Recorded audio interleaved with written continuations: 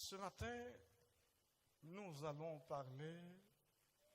traiter un thème qui va nous prendre du temps. J'ai déjà traité ce thème avec les hommes, nous avons passé des mois dessus. Et avec les hommes. Et le Seigneur m'a mis au cœur et me demande de reprendre cet enseignement pour que toute l'Église bénéficie de cet enseignement. Donc nous allons passer beaucoup de temps là-dessus. Et ce matin, nous allons commencer ce sujet. Et comme nous savons que beaucoup de nos frères vont partir en vacances, et nous allons quand même attendre, peut-être nous allons reprendre ce thème au cours du mois de septembre pour que toute l'Église bénéficie de cet enseignement qui est très riche. Affichez pour nous, s'il vous plaît. Le thème, c'est la sanctification.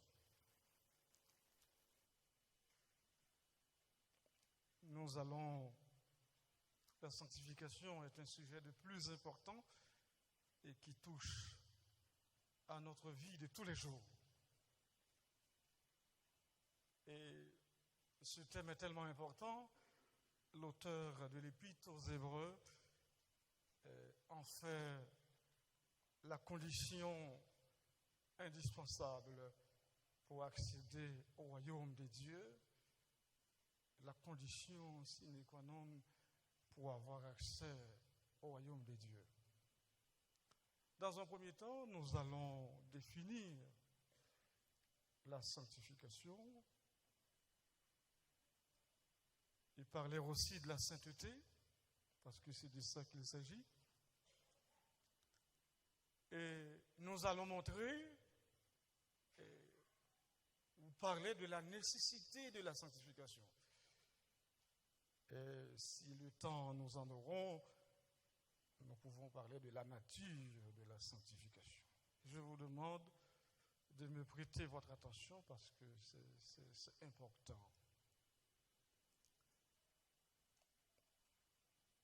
La sanctification, en théologie protestante classique, on appelle sanctification, c'est le processus de transformation de l'être qui suit la conversion et la régénération et qui a pour objectif une vie en conformité avec la volonté de Dieu.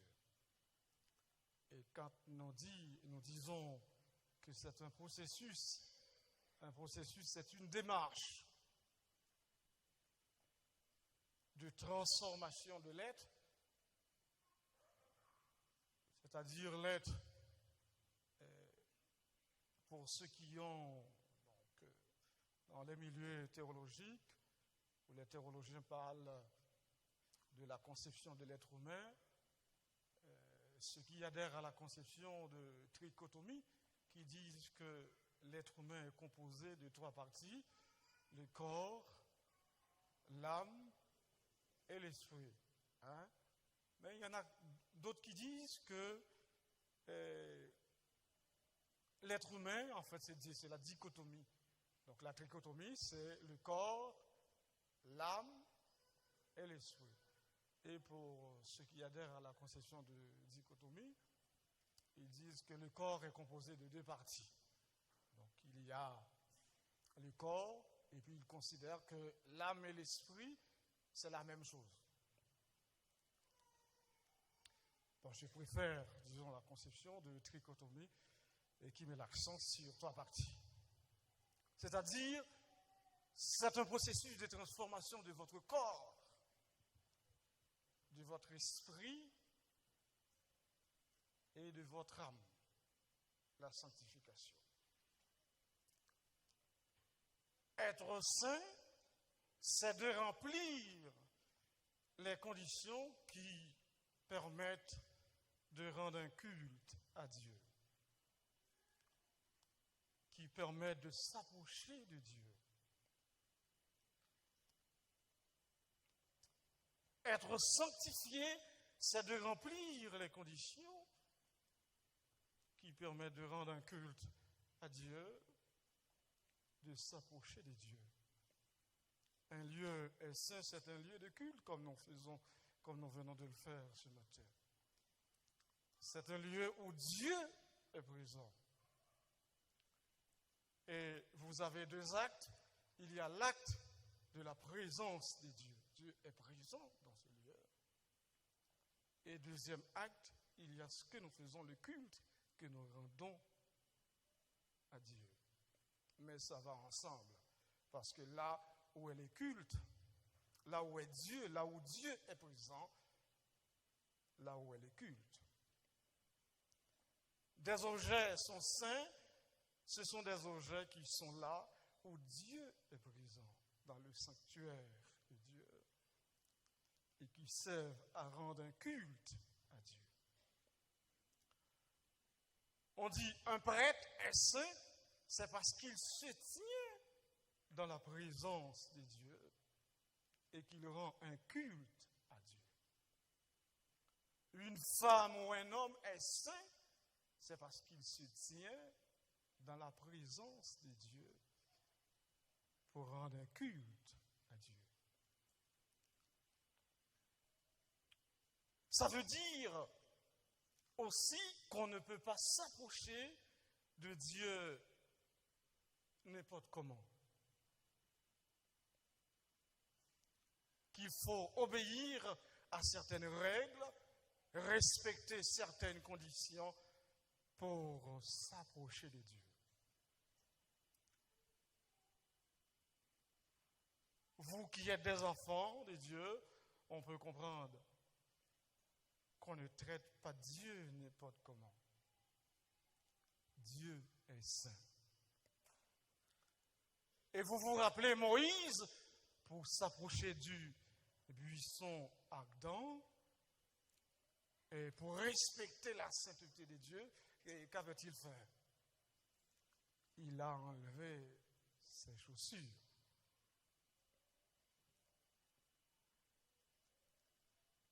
Dieu est saint, ça veut dire qu'on ne peut pas s'approcher de lui n'importe comment. Il faut certaines conditions pour s'approcher de lui. Et ces conditions qu'on pourrait appeler, disons, des conditions de sainteté. Et quand Dieu dit à Israël dans Lévitique, chapitre 19, verset 2, « Soyez saints, car je suis saint », ça veut dire respecter les conditions de sainteté parce que je suis saint, parce que Dieu est saint. Parce que Dieu est saint, nous devons respecter les conditions de sainteté. Nous devons aussi être saints parce que Dieu, notre Dieu, est saint. Dans l'Ancien Testament, les conditions de sainteté étaient de deux types. Il y a des conditions rituelles et conditions morales. Et c'est sans doute caractéristique de la foi israélite qu'il y avait des conditions de sainteté morale à côté des conditions rituelles. Chez d'autres peuples, ce n'est pas le cas. Donc les conditions étaient purement rituelles chez les païens. Et la foi des Israélites dans l'Ancien Testament se distingue des religions païennes parce que parmi des conditions de sainteté, on a des conditions morales. Et dans le Nouveau Testament, les conditions de sainteté sont purement morales. Il n'y a plus de conditions rituelles. Et l'exhortation adressée à Israël, « Soyez saints, car je suis saint » dans le Lévitique, et l'apôtre Pierre l'a repris, ou l'a reprise, puisqu'il s'agit d'exhortation. L'apôtre Pierre l'a repris, donc dans 1 Pierre chapitre 1er, versets 15 à 16. Donc les conditions de sainteté sont exclusivement, uniquement morales. Donc le langage de la sainteté est très varié dans le Nouveau Testament. Et dans l'Épître aux Hébreux, on emploie le langage de la sainteté pour parler de la justification en termes culturels. Et lorsque Paul dit « vous avez été sanctifiés », donc ça peut se référer à la justification.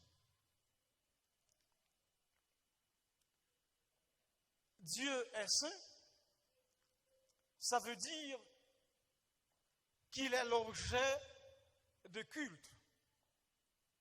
Il est quelqu'un à qui nous rendons un culte. Et comme je vous ai dit dès le départ, s'il est quelqu'un à qui nous rendons un culte, nous ne pouvons pas, on ne peut pas, ça veut dire qu'on ne peut pas s'approcher de lui n'importe comment, qu'il faut obéir, bien sûr, à certaines règles.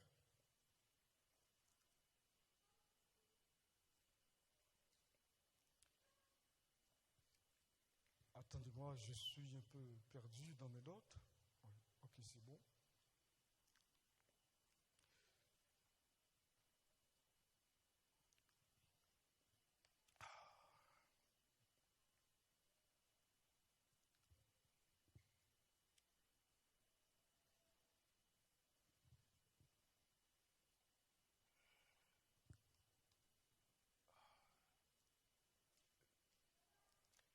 Alors,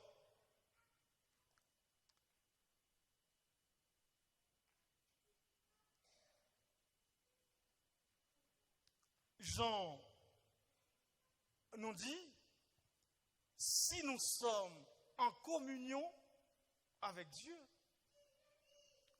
nous ne pouvons pas cultiver ce qui est contraire à la nature de Dieu ou ce qui est contraire à la volonté de Dieu.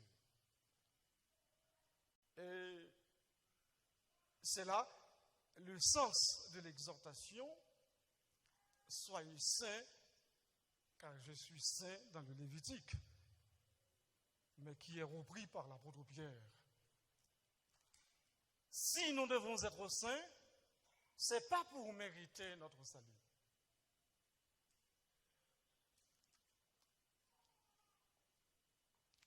Si nous cherchons la sainteté, encore une fois, ce n'est pas pour mériter notre salut, c'est parce que nous sommes en communion avec le Dieu saint.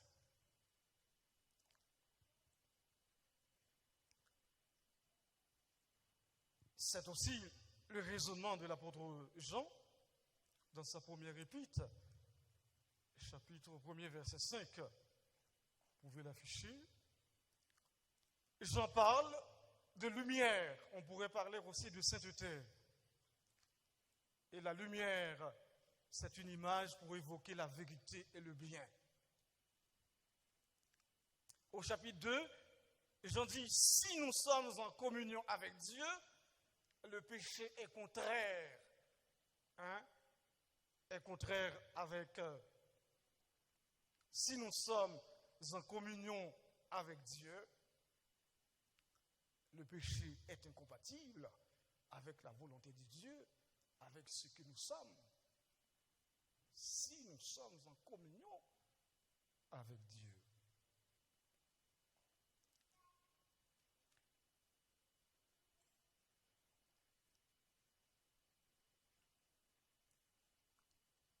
Le fait d'être en communion avec Dieu, eh bien, nous ne pouvons pas cultiver le péché. Et en même temps, Jean est réaliste. L'apôtre Jean est réaliste. Dans 1 Jean chapitre 1er, verset 8 à 10, Jean est conscient et il dit, si nous disons que nous n'avons pas péché, Hein? Si nous disons que nous n'avons pas péché, nous nous séduisons nous-mêmes et la vérité, je veux que vous lisiez ensemble. Si nous disions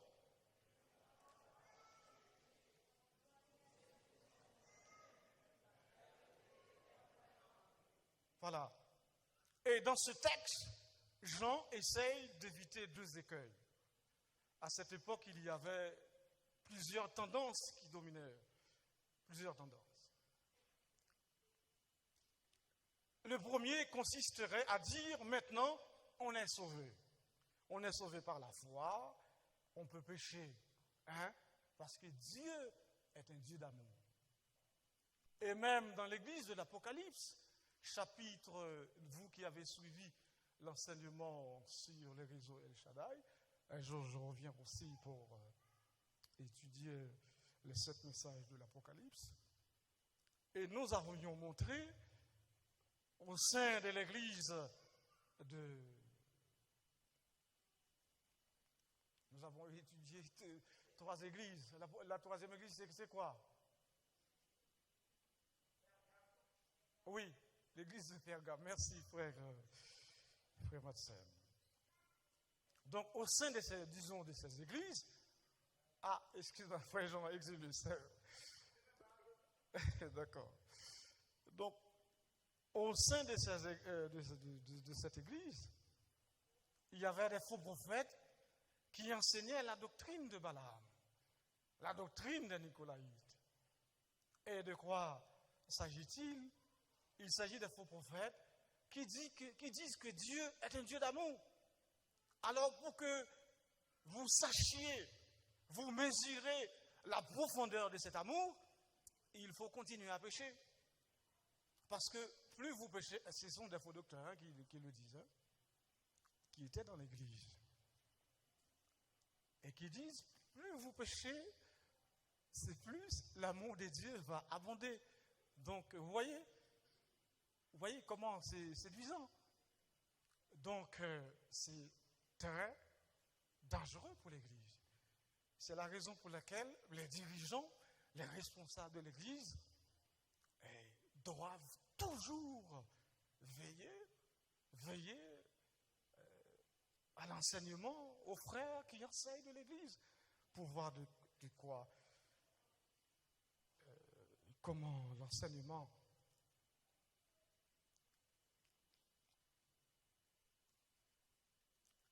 donc Jean disent, c'est-à-dire Saint Jean a dit peu importe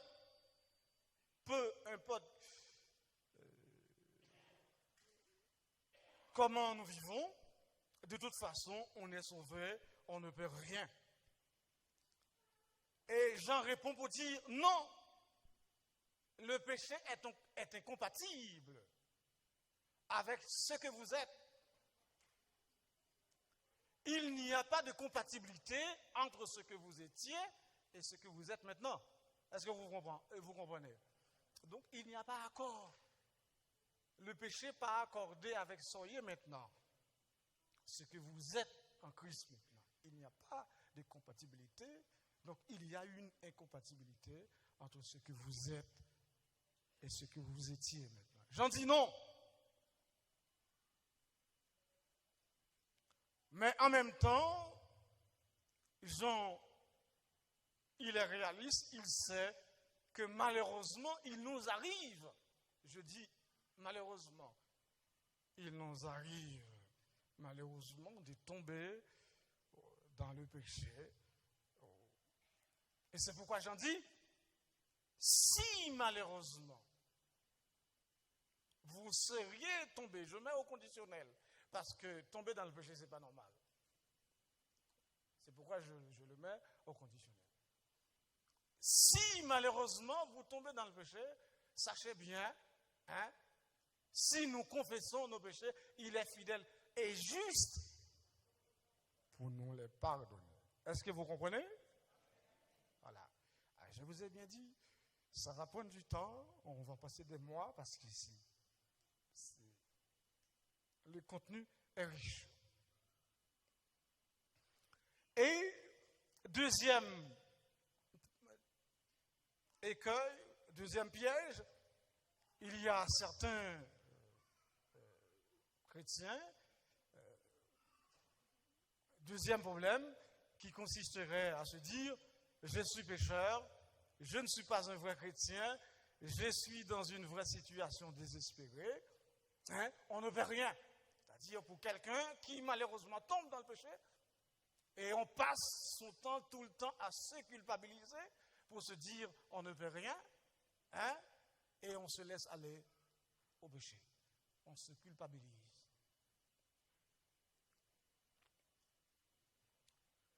Ça, c'est le deuxième danger qu'il faut éviter. J'en dis non. Si vous péchez, vous pouvez recevoir le pardon. Mais le fait que Dieu nous pardonne ne doit pas être une excuse pour se laisser aller dans le péché. Est-ce que vous comprenez? En tant qu'enfant de Dieu, vous ne devez pas faire des prières comme des enfants qui disent « Seigneur, je te demande pardon et je ne refais plus ça. Amen. » Et quelques secondes plus tard, et plus quelques minutes, et puis l'enfant refait la même chose. Le fait que Dieu nous pardonne ne doit pas être ou ne devrait pas être une excuse pour se laisser aller dans le péché. Pour dire que Dieu est bon de toute façon, il faut éviter. Et si toutefois, nous pouvons faire des efforts pour ne pas tomber dans le péché, ce serait mieux.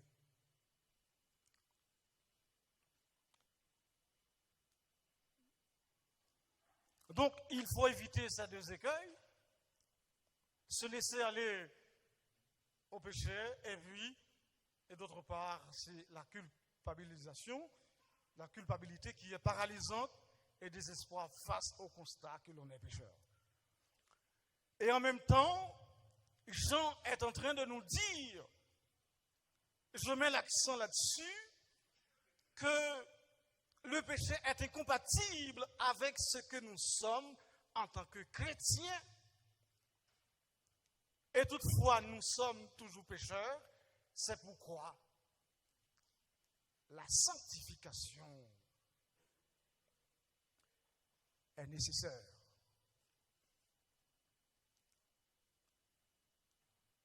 Nous sommes encore pécheurs. Nous ne sommes pas encore arrivés. Nous devons grandir en sainteté. Et l'auteur souligne de l'Épître aux Hébreux, souligne la nécessité de la sanctification en des thèmes très forts. Et il dit, recherchez la paix à tous et la sanctification sans laquelle personne ne verra le Seigneur. C'est-à-dire un homme aussi grand soit son talent, s'il n'est pas sanctifié, malheureusement, il ne verra point le Seigneur et il n'aura point part au royaume de Dieu.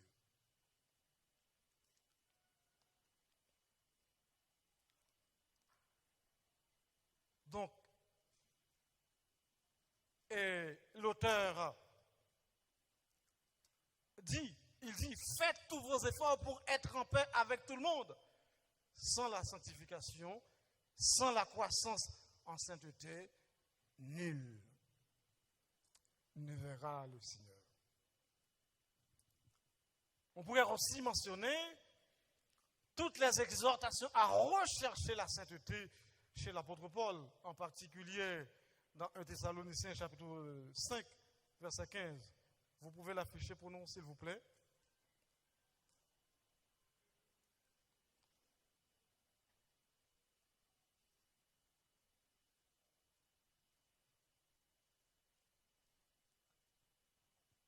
Prenez garde que personne ne vous rende à autrui le mal pour le mal, mais poursuivez toujours le bien, soit entre vous, soit envers tous. Prenez garde que personne ne rende à autrui le mal pour le mal, mais poursuivez toujours le bien, soit entre vous, soit envers tous. 1 Corinthiens, Éphésiens chapitre 2, verset 10, vous pouvez l'afficher.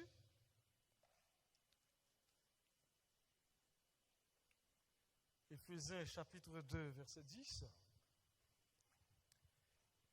Car nous sommes son ouvrage, ayant été créés en Jésus-Christ pour de bonnes œuvres que Dieu a préparées d'avance afin que nous les accomplissions. Alors, certains parfois disent que j'ai fait des efforts pour être sauvé. Est-ce qu'on peut être sauvé par ces efforts? Je vous pose la question. Si vous faites des efforts en recherchant la sainteté, la sanctification, est-ce que cela peut vous sauver? Est-ce que cela peut vous sauver? Non. Cela ne nous sauve pas. Nous l'avions dit dès le départ. Si nous cherchons la sainteté, si nous cherchons la sanctification, ce n'est pas pour mériter notre salut. Parce que l'apôtre Paul l'a dit, c'est par la grâce que vous êtes sauvés, par le moyen de la foi, et cela ne vient pas de vous, c'est le don. Mais le fait que vous êtes sauvés, vous ne pouvez pas ne pas chercher la sainteté. Hein? Vous ne pouvez pas ne pas chercher la sainteté. Dieu nous a sauvés pour que nous accomplissions des œuvres bonnes qu'il a préparées d'avance pour que nous les accomplissions.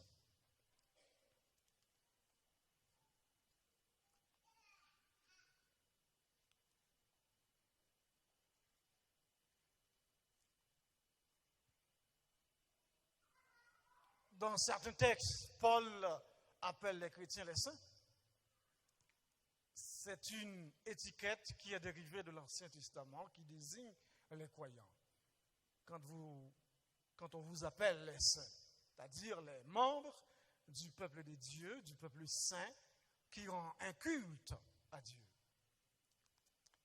C'est-à-dire ceux qui ont le statut des gens qui rendent un culte à Dieu. Et ceux qui ont le statut des membres du peuple de Dieu. Sachant que le peuple de Dieu, c'est un peuple qui rend un culte à Dieu. Et c'est ça que ça veut dire. Et quand Paul appelle les chrétiens les saints. On peut parler aussi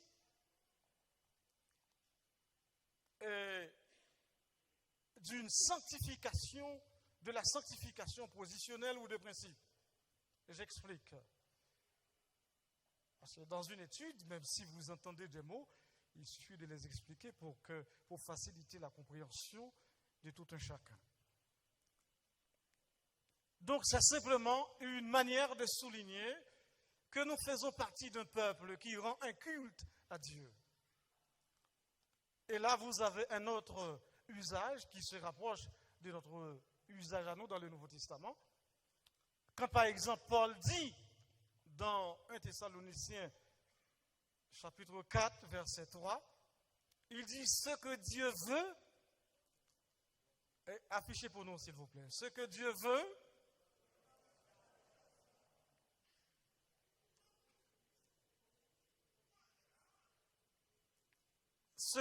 c'est votre sanctification, c'est que vous vous absteniez de l'impudicité. Et là, il parle du fait de mener une vie sainte que nous appelons la sanctification. Dans 1 Thessaloniciens 4 à 3, c'est précisément la sainteté dans le domaine. Donc, disons, c'est clair dans le contexte. Voilà, disons, un usage qui se rapproche davantage de notre usage à nous. Et dans Romains, chapitre 6, verset 19, là aussi, le thème qui est utilisé, et comme nous l'utilisons pour parler de la sanctification, Romains chapitre 6, verset 19, que dit-il?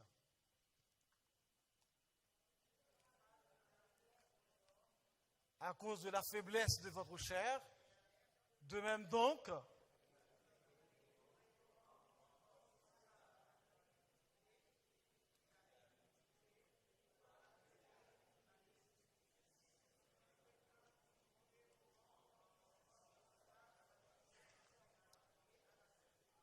à la sainteté. Et au verset 7, au verset 16, l'apôtre Paul dit, ne savez-vous pas qu'en vous livrant à quelqu'un comme esclave pour lui obéir, vous êtes esclave de celui à qui vous obéissez, soit du péché qui conduit à la mort, ou soit de l'obéissance qui conduit à la justice. Amen.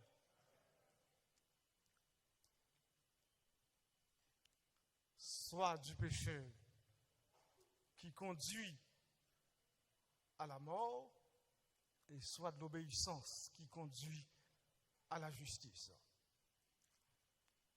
Et dans Hébreux chapitre 12, là encore, c'est le même usage que notre sanctification, pour parler de la transformation de notre être.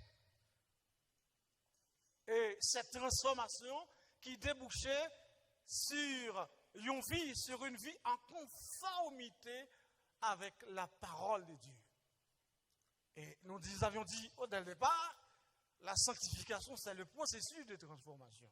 Transformation de quoi? Transformation de notre être.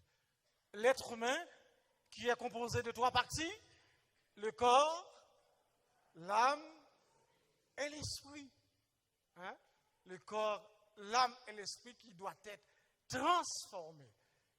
Pourquoi parlons-nous de processus? Parce que c'est une démarche. On ne peut pas atteindre la sanctification d'un seul coup. C'est une démarche, c'est un processus, c'est au fur et à mesure, en cherchant Dieu constamment, en étudiant la parole de Dieu de façon approfondie, que nous pouvons y parvenir. Est-ce que vous comprenez?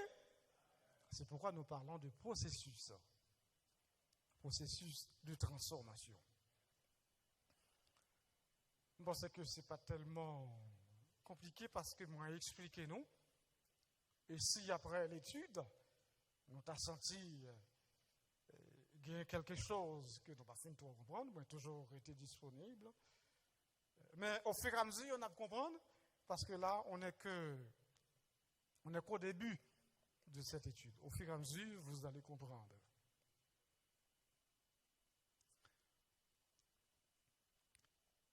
Alors, si nous attirons votre attention sur le vocabulaire de la sainteté, la sanctification qui est utilisée de manière très diverse dans le Nouveau Testament, et à chaque fois, vous voyez le mot sanctifié, en tout cas, dans la version Colombe ou la version Second, on n'est pas forcément en train de parler de ce que nous appelons la sanctification. Donc, il y a d'autres thèmes, par exemple, la justification. Aussi, c'est un thème qu'on peut utiliser pour parler de la sanctification. Alors,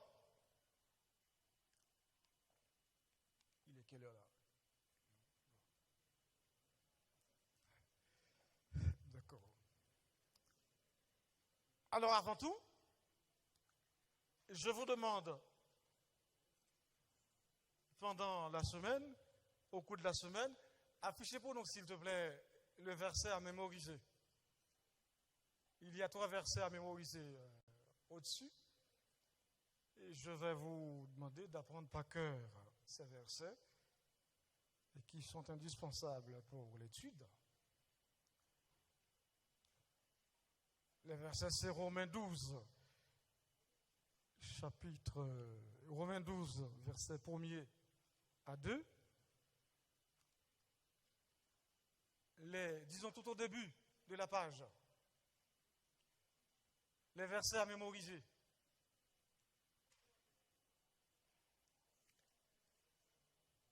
Je vous exhorte donc, frères, par les compassions de Dieu, à offrir vos corps comme un sacrifice vivant, saint, agréable à Dieu, ce qui sera de votre part un culte raisonnable.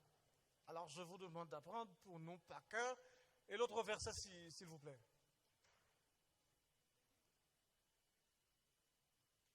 Tu les as trouvés? Tout au début de la page. C'est 2 Corinthiens chapitre 3, verset 18. On y va? Nous tous, le visage découvert, contemplons dans un miroir la gloire du Seigneur. Nous sommes transformés en la même image, de gloire en gloire, comme par le Seigneur, l'Esprit. Et l'autre verset. Ainsi, mes bien-aimés, on y va?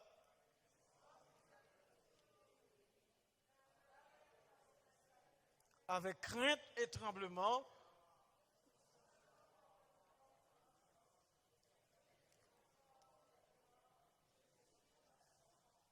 amen. Aujourd'hui, on devrait parler de la nécessité de la sanctification.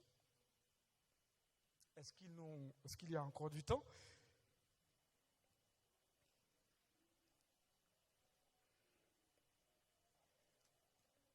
Bon, on va quand même dire quelque chose, même si nous terminons par ce point. La nécessité de la sanctification. Autrement dit, pourquoi est-il nécessaire, pourquoi la sanctification est-elle nécessaire? Nous ne sommes pas justifiés sur la base du bien que nous faisons. Hein? C'est-à-dire, comme je vous ai dit dès le départ, j'ai anticipé, donc notre sanctification n'a pas pour objectif de mériter le pardon de Dieu. Mais comme il est dit dans Éphésiens chapitre 1er, quand il dit « Béni soit Dieu, le Père de notre Seigneur Jésus-Christ, qui nous a bénis de toutes sortes de bénédictions spirituelles dans les lieux célestes, dans les lieux très hauts. Et puisque Dieu nous a bénis de toutes sortes de bénédictions spirituelles, eh bien, il nous a prédestinés pour que nous accomplissions sa volonté. Cependant, pour recevoir la justification, il faut être uni à Christ. Et on est uni à Christ par la foi. La foi par laquelle nous recevons la justification. La foi nous unit à Jésus-Christ et au Père. Et puisqu'il n'y a pas en Dieu de ténèbres, et c'est là qu'il faut comprendre, puisqu'il n'y a pas en Dieu de ténèbres, dit l'apôtre Jean, il est dit dans Habakkuk, chapitre 1er, verset 13, que les yeux des dieux sont trop purs pour voir le mal, pour supporter la vue du mal. Donc le péché est contraire à la nature de Dieu. Le péché est contraire à la volonté de Dieu. Et le péché, puisque le péché est contraire à la nature de Dieu, est contraire à la volonté de Dieu, eh bien, le péché est intolérable chez celui qui vit en communion avec Dieu. Le péché est intolérable chez celle, c'est-à-dire chez tout le monde, qui vivent pour Dieu ou pas qu'à tolérer péché. Est-ce que nous comprenons? Puisque dans bon Dieu, pas de ténèbres. Puisque en Dieu, c'est la lumière. Eh bien, si nous disons que nous sommes en Dieu, que nous sommes en communion avec Dieu, nous ne pouvons pas cultiver le péché. C'est intolérable. Est-ce que nous comprenons? Parfois, nos enfants, parfois, ils font des bêtises. Il y a des bêtises où on va dire qui sont plus ou moins acceptables. Hein? Mais il y en a d'autres. La réaction des parents ne se fait pas attendre. Est-ce que vous comprenez? Il y a des bêtises que font les enfants. La réaction des parents ne se fait pas attendre. Les parents réagissent tout de suite parce s'ils ne réagissent pas, eh bien, ça peut dégénérer. Est-ce que vous comprenez? Alors, on ne va pas bombarder nous matin. On veut quitter nous à peu de choses. Et nous ne faisons que commencer parce que nous allons passer des mois et des mois dessus. C'est un sujet très important. Et nous avons prêté là matin. Et demandez-nous à prendre, s'il vous plaît, et affichez pour nous les versets à mémoriser. C'est noté, hein, les versets à mémoriser. Voilà, ils sont là. Très important, Romains 12, verset 1er à 2, de Corinthiens 3, verset 18, et puis Philippiens 3. Donc, je vous demande, s'il vous plaît, d'apprendre ces versets par cœur. Nous y reviendrons. Ne vous inquiétez pas, nous allons en profondeur jusqu'à ce que vous ayez compris, vous compreniez la profondeur et l'importance de la sanctification qui touche à notre vie de tous les jours. Que Dieu vous bénisse, qu'il vous garde et qu'il vous protège.